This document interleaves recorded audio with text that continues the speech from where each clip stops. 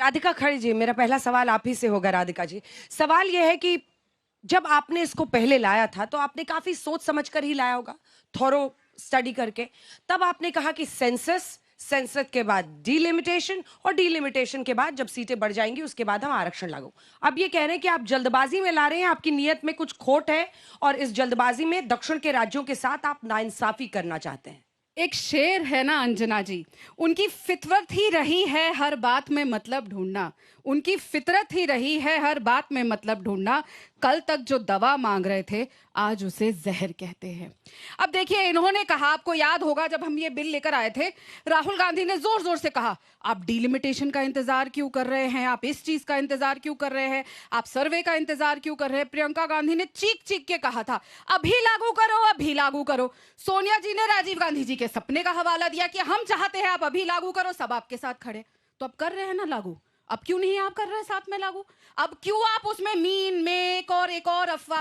हमेशा से, सदियों से हम बेटियों को एक लॉलीपॉप ही तो कांग्रेस की सरकारें पकड़ाई जा रही थी और धूल फांकने के लिए इस बिल को हमेशा साइड रख दिया जाता था। चुनाव आते थे, बेटी को सदन में लाएंगे, लेकिन आधी आबादी को 33% आरक्षण देने में इतना दर्द, इतनी चुभन इन्हें हो रही है कि बात बात में देखिए, अब राजीव जी का सपना आता है तो सोनिया जी एक दिन उठ के एक लेख लिख देती है जब हम ये लेकर आ रहे हैं। ये तो गलत बात है ना। बेटी अगर सदन में आ रही है, क्या सिर्फ प्रियंका जी और उनकी बेटी ही सोनिया जी के बाद आएंगी और कोई बेटी नहीं आ सकती? चित्रा जी, आप कांग्रेस पार्टी की तरफ से मोर्चा संभालिए और बताइए कि कौन सी ऐसी नाइंसाफी हो रही है। क्या आपको भी नहीं लगता है कि इतने दशकों तक हमने महिला आरक्षण बिल का इंतजार किया है, अब अगर वो डिलिमिटेशन सीधा करके और आरक्षण करना चाह रहे हैं तो इसका स्वागत होना चाहिए?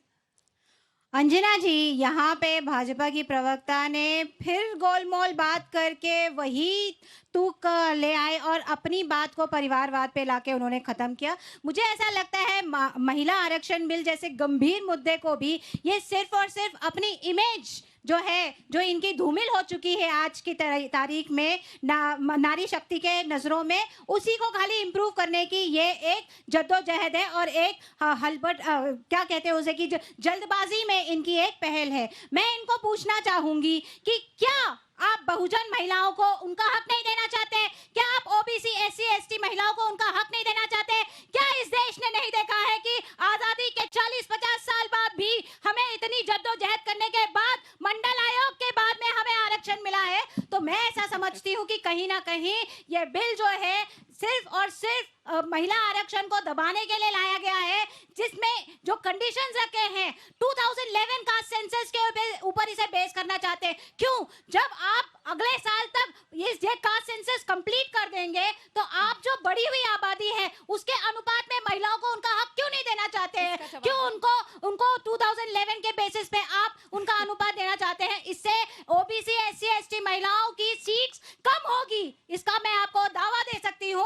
और जो डिलिमिटेशन की इन्होंने बात करी है उससे स्टेट्स में, साउथ के स्टेट्स की वैसे ही सीटें कम हो रही है, तो क्या वहां की महिलाओं को हक नहीं है अपनी आवाज बुलंद करने का? छोटा सा जवाब, फिर मैं महुआ जी के पास जाऊंगी। 30 सेकंड, 10 सेकंड में 3 पॉइंट। पहली बात, प्रधानमंत्री जी ने लगातार, गृह मंत्री जी ने और किरण रिजिजू जी ने यह कह दिया है कि साउथ इंडियन स्टेट्स की कोई सीट कम नहीं होगी, पॉपुलेशन कंट्रोल करने की उनको सजा नहीं मिलेगी। दूसरी बात, ये कह रही थी कि क्यों आप एससी एसटी महिलाओं को, ओबीसी महिलाओं को नहीं लाई? दिखाइए 2010 की आपके बिल की कॉपी, कहां पे इसका जिक्र था? लाई होंगी, इतने सारे कागज है। 2010 में आप ये बिल लेकर आई थी, एक पॉइंट दिखा दीजिए, यहां खड़े होकर माफी मांगूंगी जहां पे आपने लिखा हो कि इसमें एससी एसटी महिला। बीच में मत चलाइए, बीच में चलाने से सही नहीं होगी। ज्यादा शोर, खाली ढोल बजाते हैं, मेरे को बात नहीं करनी दीजिए।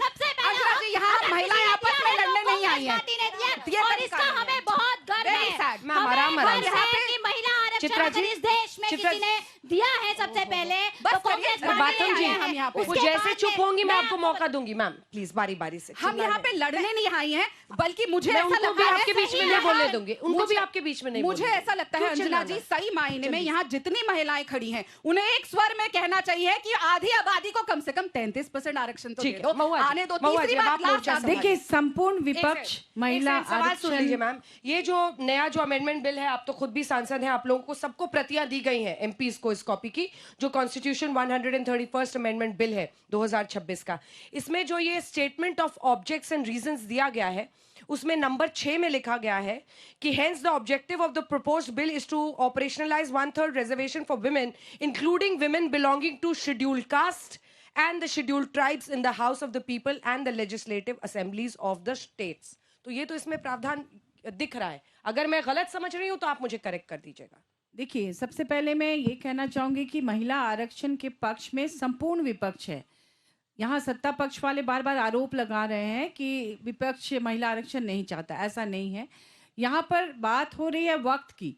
जिस समय अभी बंगाल का चुनाव हो रहा है, अभी तमिलनाडु का चुनाव बाकी है और देश में चुनाव चल रहे हैं, कोड ऑफ कंडक्ट लगा हुआ है. ऐसे में तमाम बड़े लीडर्स अपने अपने क्षेत्र में व्यस्त हैं.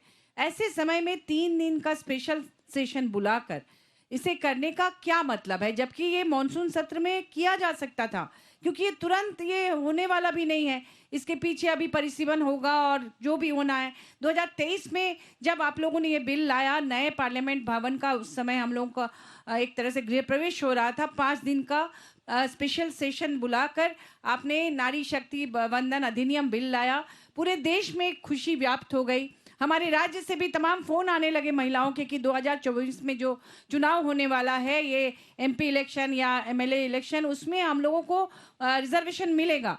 लेकिन वो बहुत मायूस हो गए जब उस दूर दूर तक उसका कोई अता पता नहीं था कि कब परिसीमन होगा, कब क्या होगा. प्रेशर में आए, जल्दी करा रहे हैं, ये तो जल्दी दिक्कत क्या कर रहे है? हैं, अच्छी बात है. लेकिन ये वक्त, ये पॉलिटिकल लाभ लेने के लिए हर बार भाजपा या तो धर्म को सामने लेके आती है, महिलाओं के मुद्दे सामने लेके आती है. अगर मान लीजिए मॉनसून सत्र में भी इसे करते तो क्या होता. आज बंगाल में जो चुनाव हो रहा है, ममता दी ने जिस तरह से महिलाओं के लिए काम किया है, इतनी बड़ी संख्या में वहां से एमएलए और एमपीज महिलाएं चुनकर आई हैं. उनको कहीं ना कहीं ये दिखाने के लिए उनके स्टेट में कि हम ज्यादा हितैषी है महिलाओं के, ये समय को चुना गया है. और चुनाव में फायदा लेने के लिए कर रहे चुनाव हैं. में फायदा लेने के लिए किया गया है. इसी का विरोध हो रहा है. महिला आरक्षण का विरोध ठीक है, इनका हम कोई डायरेक्ट नहीं आरोप करते है. हैं. छोटा सा जवाब, वो खुद ही कह रहे हैं महिला अंजना जी- आरक्षण का वो विरोध नहीं करते. और एक सवाल मैं इसमें जोड़ रही हूँ, आपकी सरकार सेंसस को लेकर इतना ढुलमुल रवैया क्यों अपना रही है? ये सेंसस जो 2011 में हुआ था, उसके बाद से सेंसस की प्रक्रिया में इतनी धीमी गति से जो आप लोग चल रहे हैं, उसकी क्या वजह है कि अभी भी आप कह रहे हैं डिलिमिटेशन सीधा कर देंगे और उसके बाद करेंगे, फॉर्मर सेंसस से ही करेंगे? देखिए, सेंसस से जातिगत क्यों? जनगणना से सरकार डरती है. साफ क्या- बात यह है क्या क्योंकि सेंसस- सेंसस में भी 2 कॉलम जोड़कर जातिगत जनगणना हो सकता है, लेकिन वो कह रहे हैं कि उसे अलग से करेंगे. ठीक तो है, कहीं ना सेंसस कहीं से उनके आपकी रवैये में सरकार क्या जी. भाग रही है? सीधा आरोप है, जवाब दीजिए दोनों सवालों का. राधिका जी. जी, हम Pointed तो question. कहीं नहीं भाग रहे. अगर हम भाग रहे होते तो हमारी सीटें कांग्रेस के और विपक्ष की टोटल के बराबर होती और हम अब तीसरी बार सरकार नहीं बनाते. लेकिन अंजना जी, अगर मैं कांग्रेस पार्टी होती या राहुल गांधी होती या ममता दी होती, तो मैं तो सामने हर गली में हर जगह पोस्टर लगा देती कि ये तो सरकार जी हमारे प्रेशर में हमारे ही बिल को लेकर आ रही है, और पूरा क्रेडिट ले लेती. पूरा मौका मिला इनको. जैसे ये कहते हैं राहुल जी कि भाई ये तो मेरे प्रेशर में आके एकदम से लेकर आ रहे हैं, ये कहते तो मत करने दीजिए ना हमें राजनीति. कर दीजिए पास, कर दीजिए हमारी सारी मंशाएं फेल. राजनीति तो तब होगी ना अगर आप उस बिल को पास नहीं करेंगे. और आपने तो सीधा सीधा कह दिया अभी कि नहीं, इसमें तो समय लगेगा. क्यों समय लगेगा? आपको इकट्ठा होकर सबको वोट देना चाहिए. ममता दीदी को ये पहल लेनी चाहिए और सबको कहना चाहिए कि बेटी को सदन में आना चाहिए, तुरंत सब चीजें पास करो, और बेटी किसी भी हालत में 2029 में सदन में होनी चाहिए. ये एक बहुत अच्छी पहल है. क्यों हम उस बात को याद करें कि इमरजेंसी के दौर पे 42nd अमेंडमेंट लाके ये डिलिमिटेशन रोक दी गई थी, सीटें बढ़नी नहीं दी गई थी. ठीक है, उसके बाद हमारी सरकार ने इसको 10 के 10 रखा. लेकिन अब समय बदल गया है, पॉपुलेशन बढ़ी है, चीजें बढ़ी हैं, तो वो चीजें करना जरूरी है. आपको तो हाथ में हाथ लेकर चलना चाहिए और सीधा कहना चाहिए कि हाँ हम खड़े हैं. हमारी तो सारी राजनीति चित्रा वहीं जी, उतर जाएगी छोटा ना. सा जवाब. जातिगत जनगणना इनकी मजबूरी बन चुकी थी, क्योंकि पहलगाम अटैक का जब दौर चल रहा था और वॉर का दौर चल रहा था, तभी ये अपने घुटनों पे टेक कर ये जातिगत जनगणना की मांग को इन्होंने स्वीकारा था. तो सीधी सी बात है, हमें तो क्रेडिट जाता ही है, लेकिन हम क्रेडिट हॉगिंग वाले लोग नहीं हैं कि किसी के डेथ सर्टिफिकेट पे भी अपना फोटो लगा के हम उसका क्रेडिट भी लेते हैं. तो वो हमारी आदत नहीं है, वो इनके पार्टी के लोगों की आदत है, तो वो करते रहे. लेकिन इस देश को अच्छी तरीके से पता है कि लोकल बॉडीज में अगर ओबीसी महिलाओं को अगर किसी ने आरक्षण दिया तो सबसे पहले कांग्रेस पार्टी ने दिया. और हम वही चाहते हैं कि अगर ये महिला आरक्षण बिल प्रस्तुत हो रहा है तो ओबीसी महिलाओं को फिर से 40-50 तो लाखों पंचायती राज वाली महिलाओं को सदन में आने दीजिए. बारी, आप भी मत बीच में बोलिए. नहीं बोली थी. मैं ये बोल रही हूँ कि ओबीसी महिलाओं को फिर से 40-50 साल और संघर्ष करने की जरूरत ना पड़े, इसीलिए अभी इसमें संशोधन लाकर उनको प्रॉपर रिप्रेजेंटेशन देने का हक उनका दिया जाए. 2010 के आपके बिल की 10 लाइन क्या एक लाइन इस बारे में मैडम, दिखा दीजिए. अगर हम आपने नहीं आप पढ़ा लाइन तो दिखा आप दीजिए. विचार कर लीजिए. इनका आइडिया आप बिल में लाइन नहीं नहीं है. तो नहीं स्वीकार बारी बारी करें। बारी कुछ नहीं होगा। 2010 के अपने बिल की वो एक लाइन दिखा प्रोफेसर दीजिए। सुषमा यादव जी चिल्लाकर जितना चलाइए, 2010 के अपने बिल की वो एक लाइन दिखा दीजिए। एक सेकंड। एक लाइन पे प्रोफेसर इतना सुषमा शोर, यादव। एक लाइन पे इतना शोर, एक लाइन ही तो बोला इसी चित्रा जी। अमेंडमेंट एक बिल में लाइन। और जो ये गलतफहमी सिखाए। अरे मैडम एक सेकंड, जो परिसीमन आयोग बनाया जा रहा है जिसको उसके प्रावधान किए जा रहे हैं उसमें सुप्रीम कोर्ट के सेवानिवृत्त या कार्यरत न्यायाधीश उसके अध्यक्ष होंगे जी। चुनाव आयुक्त कोई चुनाव आयोग की तरफ से ये किया जाएगा। इसी के साथ विधेयक की अहम बात यह भी है कि लोकसभा राज्य विधानसभाओं में महिलाओं के लिए लगभग 1/3 सीटें आरक्षित करने का प्रावधान है। इसमें अनुसूचित जाति अनुसूचित जनजाति की महिलाओं के लिए भी आरक्षण शामिल होगा, जो मुझे इसमें इस अमेंडमेंट बिल में दिख रहा है। आपको क्या नजर आ रहा है? मुझे ये भी नज़र आ रहा है, लेकिन सबसे ज़्यादा जो नज़र आ रहा है कि पहली बार गंभीरता से सरकार ये सोच रही है कि महिलाओं को यह राइट, यह अधिकार मिलना चाहिए कि वह प्रतिनिधित्व, जिसका अधिकार उनको पहले मिल जाना चाहिए था, अपना प्रतिनिधित्व, अपने समुदाय का प्रतिनिधित्व, अपने परिवार का प्रतिनिधित्व, अपने राष्ट्र का प्रतिनिधित्व संसद और विधान पालिकाओं में कर सकें।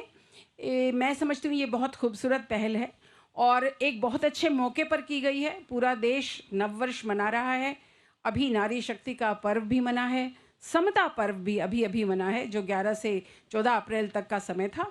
और उस समय में यह अधिनियम लाकर मुझे लगता है कि सरकार ने बहुत बुद्धिमत्ता का परिचय दिया है और बाकी दलों के लिए समझदारी इसी में होगी कि इसे सुंदर बनवा सके तो ज़रूर बनाएं, लेकिन इसे पास करेंगे तो इस देश की नारी, इस देश की महिला आपका तो हमेशा उनके साथ होगी। बिल्कुल। एडवोकेट फराह फैज जी, मेरा आपसे सवाल ये है कि अगर ये डीलिमिटेशन बिल जो इस तरह से है वो प्रावधान होता है, क्योंकि एक बार हम आंकड़े अपने दर्शकों को भी बता दें, आप ये नंबर्स बहुत गौर से देखिएगा।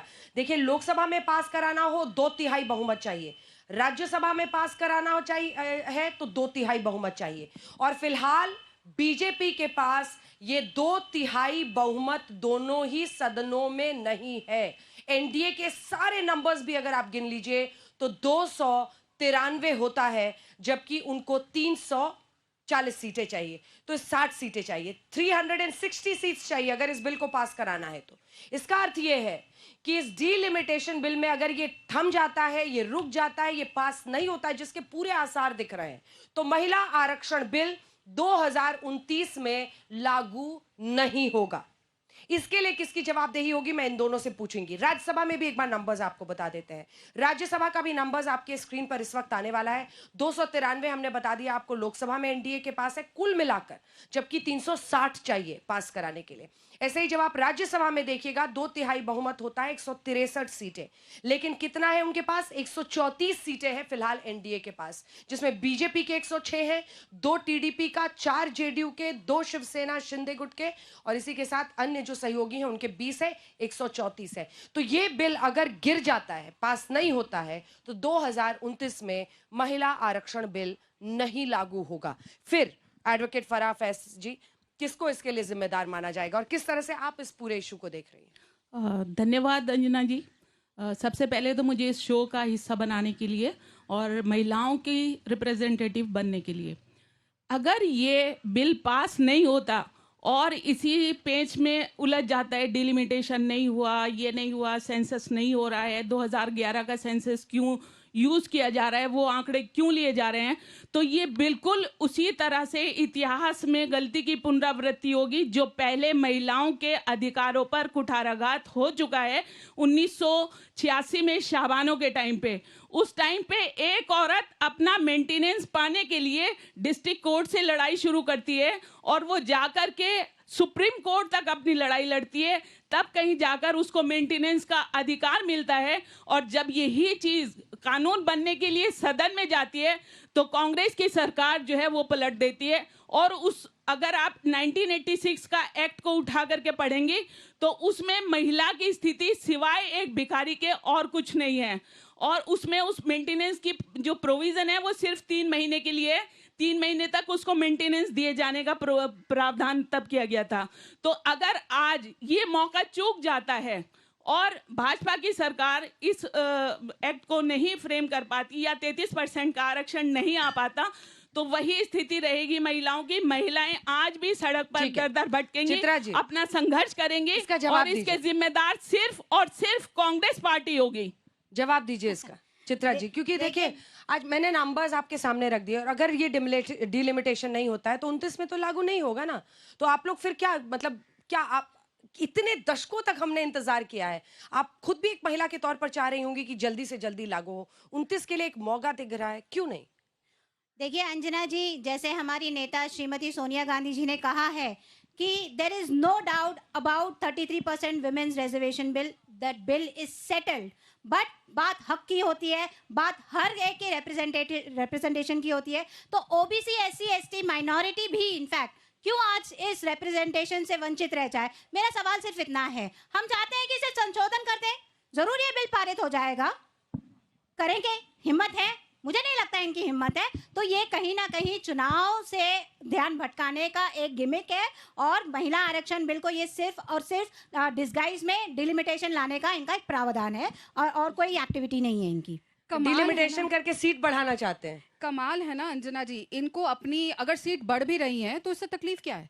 मेरे को ये समझ नहीं आता, क्या इनको अपनी काबिलियत पे शक है या इनको देश की जनता पे विश्वास इतना है कि इनको तब भी वोट नहीं मिलेगी? अब मुझे एक बात समझ नहीं आ रही, तब से ये एक बात की रट लगाई हुई है कि ओबीसी महिला, एससी महिला सबको लाना है, बिल्कुल लाना चाहिए। तो मुझे 2010 के अपने बिल की सोनिया जी की एक लाइन दिखा देना मुझे, वो बात आगे इनकी बात आती राधिका है, जी, तब ये राधिका नाम जी, नहीं था। राधिका जी, आज जब अखिलेश बिल आ रहा है, यादव- बेटी सदन में आ राधिका रही है जी, एक अंजना सेकंड। जी, बिना तो पढ़े ये लिखे लड़ाई नहीं मत आती है कीजिए। तो मैं अनपढ़ हूँ, आप लड़ाई मुझे मत पढ़ के कीजिए। बता दो। अरे लड़ने थोड़े बताओ, आए मैं हैं। आपको बता रही मैं तो हूँ। अनपढ़ हूँ, आप मैं पढ़ के बता दो। आपको बता पढ़ रही के हूँ बताओ कि कौन सी नंबर लाइन, कौन सा जब नंबर महिला पेज? आरक्षण बिल राज्यसभा लाइन में एंड पारित पेज। हुआ, उस वक्त लाइन एंड पेज। स्टेट्स को ये लाइन अधिकार एंड था। पेज। स्टेट्स लाइन को ये एंड अधिकार पेज। था। नहीं, स्टेट्स को देखिए, अब अधिकार अनपढ़ था। मैं हूँ कि स्टेट्स को कौन है? अधिकार था। एक OBC सेकंड में महिलाओं को सर्टिफिकेट दे दिया कि मैं आरक्षण अनपढ़ हूँ, स्टेट्स को पर लाइन और अधिकार पेज था। नहीं बताया। आपको समझ देखिए, नहीं आ रहा है यहाँ पे? राधिका ये जी, गलत है। अखिलेश यादव कह रहे हैं कि अभी जो 543 मौजूदा सीटें हैं, जिसमें मौजूदा अभी 3 वेकेंट हैं, 540 इसीलिए हम उसमें लिख रहे हैं लोकसभा में, आप उसी में लागू कर दीजिए। वो कह रहे हैं कि फिर सीटें क्यों बढ़ानी है, इसमें क्या दिक्कत है? केक को पहले बड़ा करके फिर काट के क्यों देना है? अखिलेश यादव के पिताजी ने तो ये भी कहा था अगर बेटी सदन में आ जाएगी तो सांसद उसको देख के सीटी मारेंगे। लगता है अपने सांसदों पे उनको पूरा यकीन था। शरद यादव जी ने कहा था परकटी महिलाएं आ जाएंगी। ये तो क्या बात है ना कि ये लोग तो चाहते ही नहीं है शुरू से। और सोनिया जी का ऑन रिकॉर्ड ये स्टेटमेंट है, मैं तो चाहती थी बेटी सदन में आए, लेकिन जो हमारे अलायंस पार्टनर्स थे वो नहीं चाहते थे। उसमें अखिलेश यादव भी थे जो बाहर से समर्थन दे रहे थे, उसमें सारी पार्टियां थी, आरजेडी भी थी। तो ये बार बार मैं एक ही बार दोहराऊंगी, हम तो जी अनपढ़ हैं, आपने सारे इल्जाम लगा दिए, लेकिन एक पेज नंबर और लाइन आप ये नहीं बता पाई जहां पे आप उन ओबीसी महिलाओं और एससी एसटी की महिलाओं को लाना चाहती थी। मैं एक बात सिंपल सी जानती हूं, हम 3 पॉलिटिकल लोगों को आप साइड रख दीजिए अंजना जी, आपके राइट साइड पे 2 नॉन पॉलिटिकल महिलाएं हैं, उन्होंने दोनों ने एक ही स्वर में, एक माइनॉरिटी से आती हैं, दूसरी प्रोफेसर यादव जी है वो कहीं कहीं ओबीसी में भी आते हैं, उन्होंने तो ये बात नहीं कही। कहां किसी सड़क पे किसी महिला ने बोली? हर महिला ये कह रही है जो लॉलीपॉप हमें आप सदियों से, दशकों से दे रहे हैं, अरे अब वो हाथ में देके खाने तो दीजिए। 33% रिजर्वेशन, आधी आबादी को 33% के लिए इतना तड़पना पड़ रहा है। महुआ जी, अब मैं आपसे भी सवाल करना चाहती हूँ। देखिए, आप वाकई ये दोनों अलग अलग क्षेत्र से आती हैं और ज्यादातर महिलाओं को ऐसा लगेगा कि विपक्ष, देखिए सरकार अगर वाकई आपको कटघरे में भी खड़ा कर रही है, पिन भी कर रही है, तो ये तो पूरा नैरेटिव उनके पक्ष में जाएगा कि वो 29 में लाना चाहते थे, आपने अड़चन पैदा कर दी, आप ये बिल को लेकर, डिलिमिटेशन को लेकर अड़ंगा लगा रहे हैं सेंसस का। आप सबकी नजर में तो यही जाएगा ना कि विपक्ष रोक रहा है इसको। देखिए नियत परिसीमन का क्या करेंगे? विरोधी- और एक सवाल जोड़ रही हूँ मैम, बार बार खड़गे जी बाकी सब कह रहे हैं कि ये बिल जो है ये हम लाना चाहते हैं, नियत का हम क्या करेंगे? आजादी के 78 सालों तक इस नियत को हमने देखा अपने हाथों में, मिला कुछ नहीं, अब आरक्षण चाहिए। आरक्षण सबको चाहिए। मैंने कहा कि विपक्ष भी आरक्षण चाहता है, डिलिमिटेशन को लेकर भी कोई विरोध नहीं है, परिसीमन चाहते हैं लोग। लेकिन आपको पता है कि परिसीमन आयोग जो हर राज्य में बनेगा, क्या वो बायस्ड होगा, क्या वो निष्पक्ष होगा? क्योंकि अभी जिस तरह से चीफ इलेक्शन कमिश्नर के कार्यों को लेकर आरोप लग रहे हैं, क्या उस तरह से परिसीमन किया जाएगा आयोग द्वारा? दूसरी बात कि ये जो परिसीमन है, आप सभी जानते हैं कि हमारे देश में साउथ इंडिया की महिलाएं सबसे ज़्यादा शिक्षित होती हैं और वहाँ का रिप्रेजेंटेशन कम हो जाएगा, तो ये नहीं, कहीं ना नहीं। कहीं देश का नुकसान है, क्योंकि परिसीमन से उनको नुकसान होगा और नॉर्थ को ज़्यादा फायदा होगा, ऐसा वहाँ के स्टालिन जी और तमाम लोग ये कह रहे हैं। सब लोग इसके लिए तैयार नहीं है। तो परिसीमन को लेकर विपक्ष का कोई विरोध नहीं है, विरोध उनके तरीकों को लेकर है। और इनका कहना है कि इतनी हड़बड़ी में क्यों, मानसून सत्र में भी कई तो लोग लेकिन इस पर महुआ जी एक चर्चा हो काउंटर सकती है। आर्ग्यूमेंट इस पर भी दे रहे हैं, जिस जी। पर मैं चाहती हूँ कि आप अपनी राय दें कि जब आप आरक्षण की बात करते हैं, जातीय आरक्षण की, तो कहते हैं जिसकी जितनी संख्या बारी उसकी उतनी हिस्सेदारी। लेकिन जब आप राज्य में यही परिसीमन और उनकी रिप्रेजेंटेशन की बात करते हैं, तो वहां पर ये फॉर्मूला बदल जाएगा, नारा बदल जाएगा। नहीं, हमारे राज्य में तो मैं पहले बताऊं कि वहाँ पंचायत में 50% आरक्षण है, तो वहाँ पर तो बहुत अच्छा काम चल रहा है, महिलाएं खूब आगे बढ़ चढ़कर कर रही हैं। तो हम लोग चाहते हैं कि लोकसभा में और विधानसभा में हर जगह आरक्षण हो और उसमें महिलाओं को उनका हक मिले। लेकिन जिस तरीके से केंद्र की भाजपा सरकार काम कर रही है, उससे देश के लोगों को चिंता हो रही है कि आखिर वो अपने पक्ष में तमाम गोटियों को सेट करने के लिए तो ये सब नहीं कर रही है। ये नहीं होना चाहिए, सब कुछ फेयर तरीके से मतलब होना आप अपने चाहिए। शक की वजह से इसका विरोध कर रहे हैं? विरोध नहीं क्योंकि कर रहे आपको हैं, हम लोग बीजेपी पर चाहते हैं शक कि है। इसमें जो बातें विपक्ष रख रहा है उस पर ध्यान दिया जाए और कहीं ना कहीं सबकी राय को लेकर, सबकी जो भी लोग अपना सजेशन दे उसको ध्यान में रखकर केंद्र सरकार आगे अपना कदम दक्षिण के राज्यों की अगर चिंता है तो आपको देखना ही पड़ेगा राधिका जी। और देखिए, नवीन पटनायक, जो अभी अभी खबर आ रही है, ओडिशा के जो पूर्व मुख्यमंत्री थे, उन्होंने ये कहा है कि जल्द से जल्द मुख्यमंत्री ओडिशा के एक असेंबली का स्पेशल सेशन बुलाएं, विधानसभा का ओडिशा में, और उसमें ये तय किया जाए कि जो राजनीतिक अधिकार ओडिशा के हैं, यानी परिसीमन से ही उनका मतलब अर्थ होगा कि जो डिलिमिटेशन के बाद जितनी सीट्स वहां पर ओडिशा को मिलती हैं वो कम ना हो। तो इन राज्यों की ये चिंता तो रहेगी कि भाई उनका रिप्रेजेंटेशन क्या। हमारे झारखंड में भी परिसीमन के बाद हो सकता है आदिवासी सीट्स कम हो जाए, एसटी के लिए जो रिजर्व सीट्स हैं वो कितने रहेंगे, किनको फायदा होगा, किनको नुकसान होगा, ये जो परिसीमन आयोग जो बनाया जा रहा है उसमें कौन कौन लोग होंगे और वो कितने निष्पक्ष तरीके से स्टेट के फायदे के लिए सोचेंगे, इन तमाम बातों को लेकर हर जगह के मुख्यमंत्री जी को और तमाम लोगों को चिंता है। इसलिए विपक्ष इसके पक्ष में है, लेकिन जो कमियां इसमें दिख रही हैं, जो एक तरह का डर पैदा हो गया लोगों के मन में कि सत्ता पक्ष उसका मिसयूज ना करे अपने फायदे के लिए। ठीक है, इसका उसको जवाब मैं लेकर उनसे तमाम लूंगी। बातें एक आ रही हैं। रिएक्शन आप दोनों से जल्दी जल्दी। एडवोकेट जी, आपसे शुरू करती हूँ कि एक वकील के तौर पर ये बताइए, आपने कहा कि मतलब आना चाहिए, सबके मन में ये है कि भाई जल्द से जल्द लागू, अगर 29 में एक मौका मिल रहा है तो अब तो जल्द से जल्द वो लागू हो, लेकिन आप नियत देख ही रहे हैं कि इस वक्त क्या स्थिति दिख रही है, आप क्या कहेंगे? देखिए अंजना जी, यहाँ बार बार बात घूम करके नियत पर आ रही है। तो मेरा एक सवाल है, यहाँ पर तीनों जो नारी खड़ी हैं जो पॉलिटिकल पार्टीज को रिप्रेजेंट करती हैं, कि अगर बात बीजेपी की नियत की होती है और सिर्फ महिला आरक्षण बिल को लेकर के नियत पर जो सवाल आप उठा रहे हैं, तो बीजेपी ने आज कोई पहला काम नहीं किया है महिला सशक्तिकरण के लिए।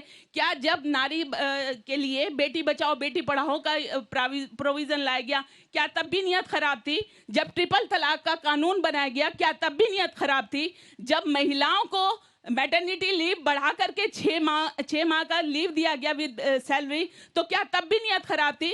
जब प्रधानमंत्री आवास योजना में महिलाओं को प्राथमिकता दी जा रही है, तो क्या इसमें भी नियत खराब है? जब महिलाओं की के लिए उनके शौचालय की व्यवस्था की गई, स्वच्छ भारत अभियान चलाया गया, तब क्या तब भी नियत खराब थी? तो इस तरह से कहां कहां आप भारतीय जनता पार्टी की नियत को आप देखेंगे? और क्या हम आपकी नियत पे सवाल क्यों ना उठाएं कि जब जब महिलाओं की बात आती है, महिला सशक्तिकरण की बात आती है, तो आप कहीं ना कोई पेंच इस तरह का उलझा करके खड़े कर देते हैं कि आप सामने से दिखाई देंगे महिलाओं के हितैषी हैं, लेकिन आप उनकी जड़ें काट रहे हैं, उनको सामने नहीं आने देना चाह रहे हैं। अगर आप सच्चे हितैषी हैं तो आप ये बताइए कि संविधान में आर्टिकल 15 जो है वो ये कहता है कि महिलाओं के हितों के लिए जो भी योजनाएं बनाई जाएंगी उसमें किसी तरह का भेदभाव नहीं किया जाएगा, कोई भी इस तरह कास्ट, क्रीड, सेक्स, इस तरह का कोई उसमें डिस्क्रिमिनेशन नहीं है।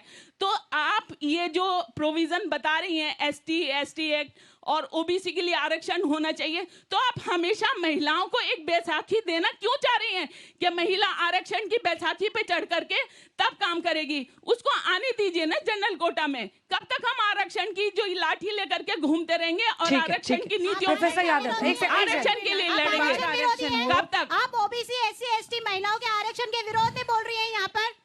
आप नहीं चाहती हैं कि ओबीसी एससी मैं एसटी संविधान की बात कर रही हूँ, मैं संविधान की बात कर रही हूँ, मैं ये कह रही हूँ, नहीं मैं ये कह रही हूँ, विरोध में बात कर रही हैं। नहीं, आप बीजेपी की नीयत को साफ नहीं साबित मैं करने के लिए बिल्कुल नहीं, और आरक्षण आपकी विरोधी नीयत को बात कौन कर रही हैं। देखेगा? आप आपकी आरक्षण नीयत को कौन विरोधी हैं। देखेगा? आपने आप हमेशा आराम से, आपने आराम से। हमेशा मुस्लिम महिलाओं की आराम से। पीठ में खंजर भोंका है।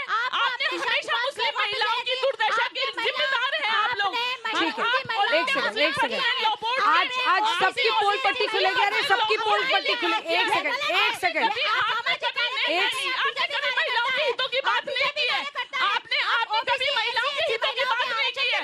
बिल्कुल नहीं की है। एक जब सेकंड, भी एक महिलाओं के सेकंड, हितों की बात आती है, आराम आपकी से। पार्टी हमेशा अरे यहाँ लड़ने थोड़ी आए हैं। अरे madam please put your mic down, please stop fighting, please madam put your fight, देखिए, अगर प्लीज कहा जाए एक तो हमारे सेकंड। राज्य में देखिए भी- अगर आपको लड़ना है इस तरह से और चीखा चिल्ली करनी है तो प्लीज, मतलब ये शो में ऐसा मत कीजिए आप आरक्षण कब लोग। तक ये बहुत ढोएंगे सरों गंभीर पे? शो है। एक सेकंड, बहुत गंभीर शो। एक second madam please, I am requesting you ma'am. गंभीर शो है, मुद्दा देश से जुड़ा हुआ है, महिलाओं की आधी आबादी हकों से आरक्षण भी जुड़ा हुआ मैडम गंभीर है। मुद्दा अगर है। आजादी के 78 साल बाद 33% आरक्षण उनको मिल रहा है तो अपनी अपनी लड़ाई इस पर बंद कीजिए प्लीज।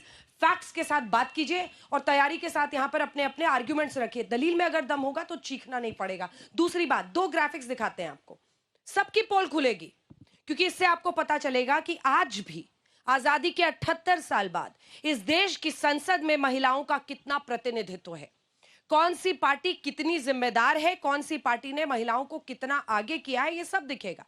आप देखिए, ये जब आप देखेंगे तो आज इस देश में 13% के आसपास है। सब 33%, 33% दिलाएंगे, लेकिन अभी क्या है प्रतिनिधित्व 13%। और ये नहीं है कि टिकट भी ये 33% को दे देते हैं, कोई नहीं देता है, कोई पार्टी नहीं देती है। तो ये भी एक बहुत बड़ा मुद्दा है। इसी के साथ एक दूसरा ग्राफिक्स हम आपको दिखाना चाहते हैं जिसमें पूरे विश्व में अलग अलग देशों में महिलाओं का प्रतिनिधित्व कितना है। तो ये भी नंबर्स आपके सामने है। अब प्रोफेसर सुषमा यादव आपके पास आते हुए सवाल यह है कि अब ऐसा लग रहा है कि अगर डीलिमिटेशन नहीं होगा और सीट्स नहीं बढ़ेंगी, रिजर्वेशन बिल 2029 तक लागू नहीं हो पाएगा, और ये एक बहुत बड़ी चिंता खड़ी हो गई है इसके पहले। देखिए अंजना जी, एक राजनीति वैज्ञानिक के रूप में मैं इसको मास्टर स्ट्रोक मानती हूँ। ये भाजपा का मास्टर स्ट्रोक है। अगर राजनीतिक दल इसे समझेंगे तो किसी भी प्रकार से इसका विरोध नहीं करेंगे। सुधारने के लिए प्रयास कर सकते हैं, लेकिन विरोध करना किसी के हित में नहीं होगा। और यदि फिर से राजनीति वैज्ञानिक के रूप में देखूं तो जो 13% अभी तक महिलाएं पहुंची हैं वह बहुत छोटी संख्या है, और इसलिए महिलाएं वो हज़ारों साल नरगिस अपनी बेनूरी पे रोती है। बड़ी मुश्किल से अब कोई चमन में दीदावर पैदा हुआ है। तो लगता है बाकी राजनीतिक दलों के मन में शायद ये हो रहा होगा, हाय हुसैन हम ना हुए, कुछ भी कह लीजिए। लेकिन यदि विश्व भर के आंकड़े आप देखें और वहाँ संसद में महिलाओं का प्रतिनिधित्व देखें और साथ ही नेतृत्व की उनकी भूमिका देखें, तो जिस जिस देश में महिलाओं ने नेतृत्व दिया है उनकी संख्या विधायिकाओं और संसद में बढ़ी है। वहाँ वहाँ राजनीति सुंदर बनी है, राजनीतिक आउटकम्स जो हैं वो बहुत इम्प्रूव होकर आए हैं। और जो G20 के समय माननीय प्रधानमंत्री जी ने एक हिंट दिया था, विमेन लेड डेवलपमेंट, ये उसी की परिणति मैं देखती हूँ। और इसलिए हमें राधिका इसका जी, अब मेरा सहयोग- सवाल इस पर- ये है जी कि 2023 में ये बिल आपने पास कराया, तब आपने सेंसस का प्रावधान आर्टिकल 334A आप ही ने डाला था, है ना, कि हम सेंसस कराएंगे फिर डिलिमिटेशन। ये 3 साल में क्या बदल गया? क्यों आपने ये प्रावधान हटाकर अब सीधा डिलिमिटेशन मतलब सीट्स बढ़ाई है और सीधा रिजर्वेशन की बात कर दी? 3 साल में क्या बदला है? अंजना जी, अगर अभी हम वेट करेंगे कि अभी जनगणना होगी, सेंसस होगा, उसके बाद तो फिर बेटी 2032 2040 ऐसे बढ़ता जाएगा। मुझे बहुत दुख होता है कि 70 साल हमारी आज़ादी को हो गए, लेकिन फिर भी आज हम इस बात के लिए तड़प रहे हैं, हम भीख मांग रही हैं महिलाएं कि 33% दे दो, प्लीज 33% दे दो, प्लीज इसको पास करने दो। इससे ज्यादा दर्दनाक स्थिति उस देश की क्या हो सकती है? और वो उस पार्टी से भीख मांग रहे हैं कि आप अपना सपोर्ट दे दीजिए, जो कहती है कि हमारे यहाँ तो सबसे सशक्त महिलाएं रही हैं, इंदिरा जी हो, सोनिया जी हो, अब प्रियंका जी हो, बाद में उनकी बिटिया आएगी। ऐसा क्यों हो रहा है? मैं फिर एक बात कहूंगी, अभी यहाँ पे मांझी मैडम कह रही थी कि साउथ में सीट्स कम हो जाएगी। हमारे देश के प्रधानमंत्री ने ये कैटेगोरिकली क्लियर कर दिया है कि वहां पे कोई भी सीट कम नहीं होगी। अब ऑपरेशन सिंदूर के टाइम पे इन्होंने पाकिस्तान की बात मानी, ट्रेड डील की बात आती है तो ये सिर्फ यूएसए की बात मानते हैं। तो हमें पता है ये प्रधानमंत्री नरेंद्र मोदी जी की कोई बात नहीं मानेंगे, लेकिन देश की जनता लगातार 11 साल से प्रधानमंत्री जी के हर शब्द पे विश्वास कर रही है। इसीलिए राहुल गांधी 100 से ज्यादा चुनाव लगातार हार चुके हैं। लेकिन मैं फिर आपके माध्यम से, चैनल के माध्यम से अपील करती हूं हमारे साथी कलीग्स को जो यहाँ खड़ी हैं दूसरी पार्टी से, कि आपको बतौर महिला ये सशक्त तरीके से अपनी पार्टी में रिक्वेस्ट करनी चाहिए कि जब 3 दिन इस पे डिस्कशन हो तो राहुल गांधी कोई और टॉपिक किसी स्क्रिप्ट का लेकर आके वहां से वॉकआउट ना करे, बाहर कुर्सी पे बैठ के चाय समोसे नहीं खाएं। महिला की बात, जो आपके बातें हैं, आराम से लंबी डिस्कशन 3 पूरे दिन है, बिना चीखा चिल्ली करे वहां डिस्कशन हो। ठीक है, और हमने आपकी बात सुनी, आपने कहा क्यों इंतजार करना है? हम नहीं कर रहे। चित्रा जी, देखा अंजना जी, इन्होंने जिस तरीके से फिर से नारी शक्ति की जब बात होती है तो इनको प्रियंका गांधी वाड्रा जी की बेटी ही दिखाई देती है, जो बेचारी अभी तक राजनीति में जिन्होंने कदम भी नहीं रखा है। तो ये तो इनका नारी शक्ति के प्रति बहुत प्रेम और इतना आदर उमड़ उमड़ के बाहर आ रहा है। तो मैं यहाँ पे बताना चाहूँगी कि महिला आरक्षण बिल कांग्रेस पार्टी ने बहुत ही गंभीरता से और इस देश की नारियों के हक के लिए लेकर आए थे, बहुत पहले लेकर आए थे। 2008 में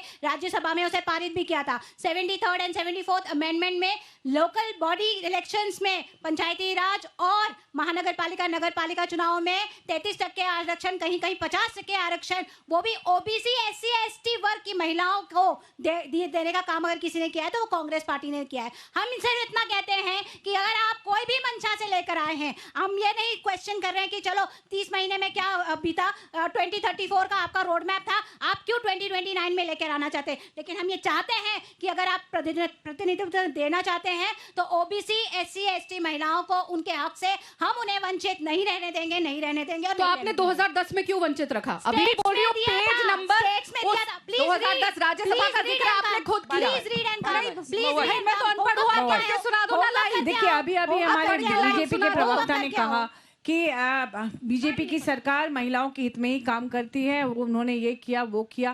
लेकिन अगर आप राज्यों को देखें जहां पर विपक्ष की सरकारें हैं, जैसे हमारे राज्य में हमारे माननीय मुख्यमंत्री हेमंत सोरेन जी ने लगातार महिलाओं को आगे बढ़ाने के लिए तमाम योजनाएं दी। पहले झारखंड महिला तस्करी के लिए बदनाम था जिस समय भाजपा की सरकार वहां थी। इन्होंने आने के तुरंत बाद उन्हें मैया सम्मान योजना से जोड़ा।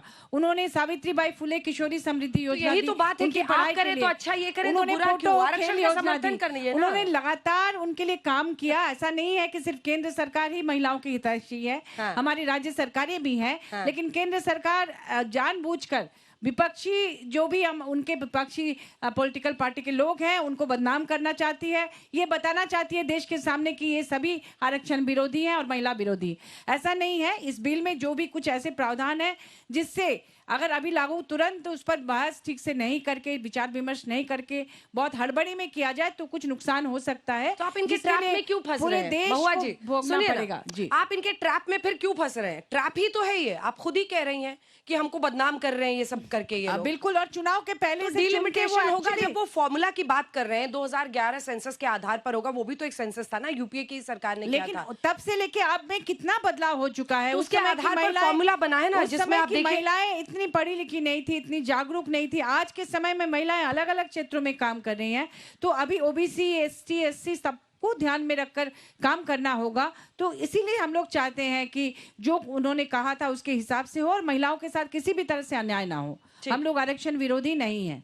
आरक्षण विरोधी आप ये साबित करने के लिए ये लोग ट्रैप बिछाया है राधिका जी। बिल्कुल ट्रैप बिछाया है। मैं तो तब से बोल रही हूँ अंजना जी, हमें फेल कर दो वोट। ये फेल भी नहीं करना चाह रहे, आपके पास नंबर्स ही नहीं है, आप खुद ही फेल तभी होने तो मैं वाले बोल हैं। रही हूँ मैडम, मैं हाथ जोड़ के नंबर्स ही नहीं अब है। देखिए ये बीच में नंबर्स ही नहीं कंटिन्यूस है। बोली है। यही प्रॉब्लम है, राहुल गांधी ऐसे ही संसद में चलाते रहते हैं, कोई काम नहीं होता। और ये यहाँ के उनकी प्रवक्ता, मैं तो लगातार तब से बोल रही हूँ अंजना जी एक ही बात कि हम यहाँ पे अगर 6 महिलाएं खड़ी हैं, हम इसलिए नहीं खड़ी कि हम आपस में लड़े, हम इसलिए खड़ी हैं कि 70 साल बाद भी हमें ये भीख मांगनी पड़ रही है कि 33% महिलाएं जो इस देश की आधी आबादी है उनको फिर भी पूरा हक नहीं मिल रहा। और ये फिर भी देखिए, बीच में मत बोलिए मैडम, मैं आपके बीच में नहीं बोली। अंजना, लड़ने नहीं आए हम यहाँ पे, ये क्या हो रहा है? आपको पता है ना, खाली ढोल सबसे ज्यादा शोर मचाते हैं, तो खाली मत बनिए, बात करने दीजिए। कॉन्सेप्ट आप लेकर आए हैं, आप ही बजाते रहिए। हो गया ना, अब मैं बोल लूं। लेकिन अंजना जी, सिंपल बात है, हमने सब गड़बड़ कर दी, हमने ये ट्रैप बिछा दिया, आप साइड से निकल जाइए, वोट दे दीजिए, ट्रैप फेल हो जाएगा, इसमें क्या तकलीफ है। लेकिन अगर आप सच में बेटी को लाना चाहते हैं तो ये सारे सवाल 2010 में आपने सोनिया जी से क्यों नहीं पूछे थे? सारे सवाल घूम फिर के सिर्फ उसी सरकार और उसी प्रधानमंत्री से क्यों पूछे जाते हैं जो नीति को नियत में लेकर आ रहा है? ना आप लोगों की नीतियां थी, ना नियत थी, इसीलिए बेटी आज तक नहीं आई, वरना तब भी आप लोगों की सरकारें थी और अभी भी आप सपोर्ट दे सकते हैं, लेकिन आप नहीं देना चाहते। इसीलिए देश की हर बेटी को, हर बेटे को, हर सिटीजन, बच्चे से लेकर बुजुर्ग हल्ला बोल को में समय अंत हो रहा है। आप चाहिए। सभी का बहुत धन्यवाद हमारे साथ यहाँ पर जुड़ने के लिए। कल से इस बिल पर चर्चा होगी संसद में, पूरे देश की नजर रहेगी। सब चाहते हैं कि जल्द से जल्द लागू हो और उसके लिए कोई ना कोई रास्ता, प्रावधान जरूर निकले।